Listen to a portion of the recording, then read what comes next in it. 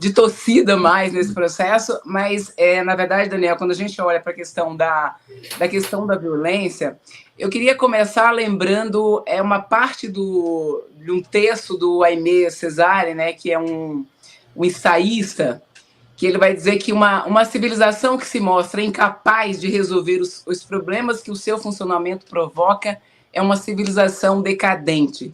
Uma civilização que opta por fechar os olhos para os seus problemas mais cruciais é uma civilização doente. E uma civilização que se esquiva diante dos seus princípios é uma civilização moribunda.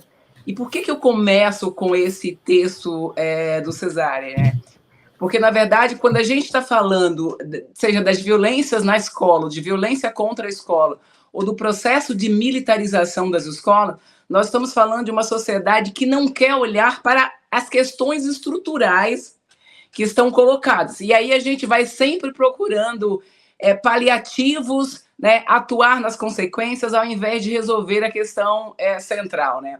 Inevitavelmente, eu vou lembrar também, né, do meu conterrâneo, Anísio Teixeira, quando ele dizia que a escola, que pobre escola é a mais demandada, é sempre a mais esquecida e tudo que lhe acontece, né, tudo que acontece se delega a ela como se ela fosse a grande culpada dessa questão. Então, objetivamente, nós não oferecemos as condições objetivas para que a escola possa desenvolver o processo que ela precisa fazer, e aí eu ouvi a live desde o início, a Andressa já trouxe aqui questões, você já trouxe um monte de elementos, a Fernanda também trouxe um conjunto de elementos da nossa sociedade, né, que impossibilita, inclusive, de que a escola possa desenvolver o seu papel por um monte de elementos aí que vocês já trouxeram, né?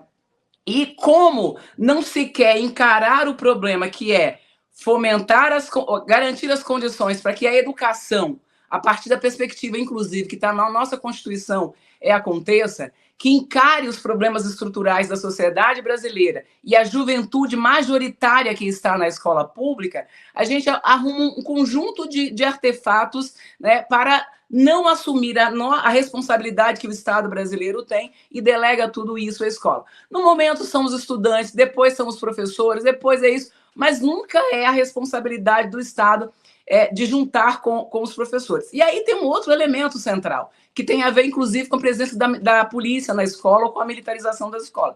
É que a educação não pode ser pensada por quem faz a educação, pelos sujeitos da educação, né? Seja os estudantes, seja os professores. A educação desse país não pode ser pensada por quem faz a educação, sobretudo para quem faz a educação majoritária no país, que é exatamente a educação pública, né?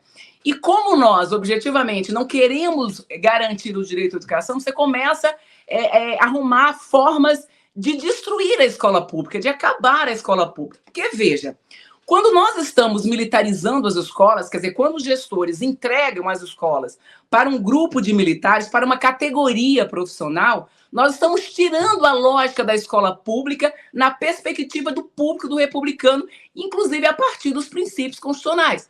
Porque esse grupo de escola passa a ser gerida, passa a seguir princípios, passa a funcionar a partir da perspectiva da ideologia, dos interesses desse grupo de profissionais.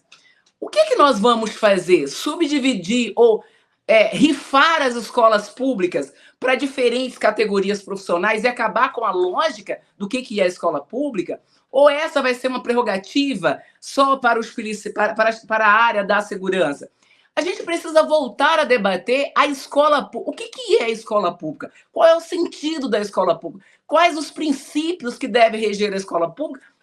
Porque a escola pública é pública exatamente porque ela tem que ser a escola de todas as tribos, de todas as pessoas, de todas. E aí tem que partir de princípios universais. Não dá para partir de princípios de categorias, de grupos. A gente não pode transformar as escolas públicas em escolas confessionais,